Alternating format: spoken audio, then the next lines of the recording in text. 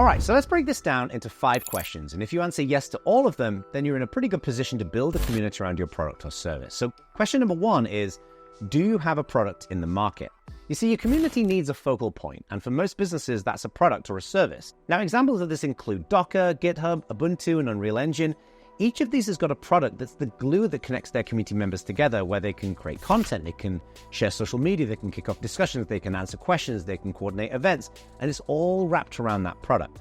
But there's 2 important considerations here. Firstly, your product has to be somewhat configurable or complex. For example, it's impossible to build a community around a mug. You pour coffee in it, you drink it, you fist pump the air to Iron Maiden, and then you move on with your life. But take, for example, HubSpot, the CRM.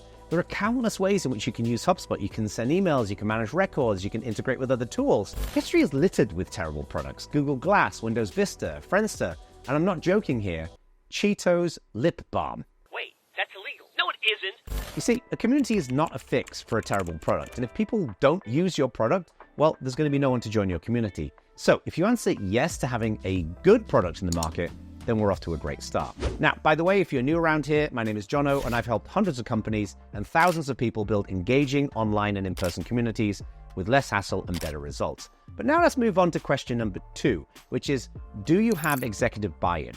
Now, over the course of my 26 years doing this, I've worked with hundreds of companies, from huge banks and corporations through to early-stage startups, and one thing is clear: communities only work if the company sees the value and potential of it. But here's the rub, because communities are totally weird, and you have to be wired a certain way to really get the magic of them. What the hell are you talking about? For many executives, they don't really see this value, and while they may begrudgingly let you set up a chat channel or a forum, they're not really bought in. And in this case, your community is effectively on life support, and it's only a matter of time before the machine gets switched off, usually by some executive kind of casually vacuuming near the life support machine and accidentally tripping over the cord and yanking it out the wall. We're not just looking for words of agreement here. We're looking for words of enthusiasm. Do your leadership team really see a community and ecosystem as key to your success? For example, Umbraco build a content management system, and they're members of our Community Leadership Core Accelerator, and their leadership team are fully invested in the importance and success of their community. This has led to them doing amazing work across their meetups, their newsletter, their Discord engagement, their content delivery, and more. Now, this would not have happened unless their leadership team created an environment where they could focus and succeed with their community. So if you answer yes to this, we're in great shape, keep going. Now, let's be honest, there are many things that suck in life. Smacking your pinky toe on the edge of the bed when you're getting up to pee in the middle of the night, people not using their bloody turn signals, which drives me crazy, and that kind of weird, awkward feeling of stroking a dog backwards. It's not okay. But in community land, what really sucks is a community that is nothing but community members asking questions and in many cases not really getting responses. This is outrageously, mind-bendingly boring, and you really don't want your community to be that. So here is our 3rd question, and that is, can your future community members help each other beyond mere Q&A? Now, there's nothing wrong with members helping each other to solve problems, but how do we go a step further and create a deeper level of engagement? You see, this is the true magic of communities. A community is a network of minds that have amazing amounts of wisdom, experience, talent, and insight, and when we can get all of this out into the open, really wonderful things happen. Also, some less wonderful things can happen, like a choir of endless, breathless whining over moving the Windows buttons from one side of the window to the other, but I digress on that one. So, do you think your future community members could realistically do things such as creating content, sharing social media, kicking off discussions, speaking at events, coordinating and running events, collaborating on code, documentation, or translations, being brand ambassadors, setting up local user groups? These are all amazing ways to engage, and you don't have to do them all, but if you're struggling to realistically think of ways for your future members to help each other beyond answering questions on a chat channel or forum, well, maybe a community isn't right for you. Take Ubuntu, for example. When we built the Ubuntu community, member-to-member support was just one tiny element of how people could contribute. They would package up software and make it available to other people. They could translate Ubuntu into different languages. They could create documentation. They could provide leadership and governance. And, of course, they could help with solving problems in Q&A. Our community became a thriving place to meet because of the diversity of ways in which their minds could meld together and create value for each other. Now, you don't have to provide all of these different ways to help, but if you can think of at least 2 or 3 ways in which your members can help each other, then you can answer yes to this question and move on. All right, so question number 4 is, are you willing to give your community time to grow? Now, I'm hoping you're pretty pumped up at this point, but I'm going to rip off my shirt, show off my utterly not pasty and totally ripped physique, and take a Joe Rogan cold plunge into your enthusiasm and temper it with a little bit of reality. Because here's the deal, communities are hard to build and they take time to grow. So are you, your leadership team, and your company really willing to be patient and provide the time for your community to grow?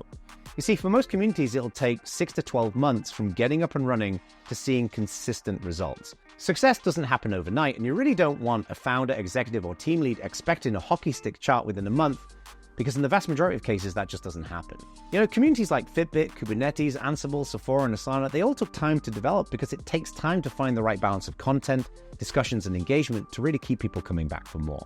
So if your leadership team are losing their shit because they're not seeing results overnight, well, you're gonna have some problems. If, though, they're willing to provide the time and breathing space for your community to grow, then you can answer yes to this question and move on to our final question. Do you have dedicated staff to grow your community?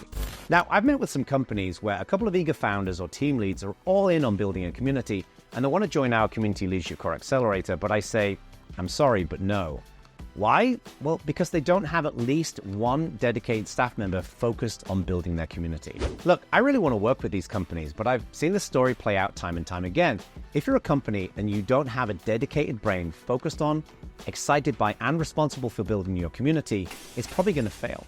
You see, there's a whole bunch of stuff you need to do when building a community, such as engaging with members, creating content and discussions, reviewing metrics and optimizing work, and creating and running events. For example, Miranda Carter runs community for a software company called Dagger, and they've driven some amazing results with their meetups, Discord engagement, Daggerverse, community-driven product feedback, and much more.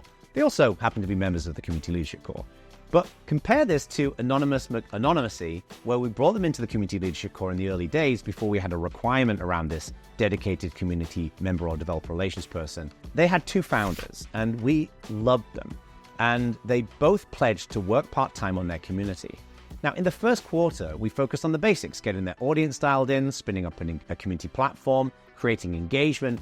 But despite our best efforts, they really struggled to do these things because they just kept running out of time. And it's not surprising. They're founders. They've got a zillion things to do in addition to building their community. So sadly, we had to exit them from the Community Leadership Core, which was a bummer because we really, really loved those guys. So if you either have somebody right now focus on building your community, or you've got budget to hire someone to come in and do this, then you can answer yes to this question. So this is the exciting bit. If you answered yes to all 5 of these questions, you're in a great position to build a thriving community around your company. But you're going to need some help with how you do this, and this is where the Community Leadership Core comes in. We provide one-on-one coaching and accountability tailored directly to you and your company, helping you to work faster and smarter and generate measurable community engagement and growth every single month. Check out link down there where you can find out more. And with that, go forth, go prosper, and build out your community.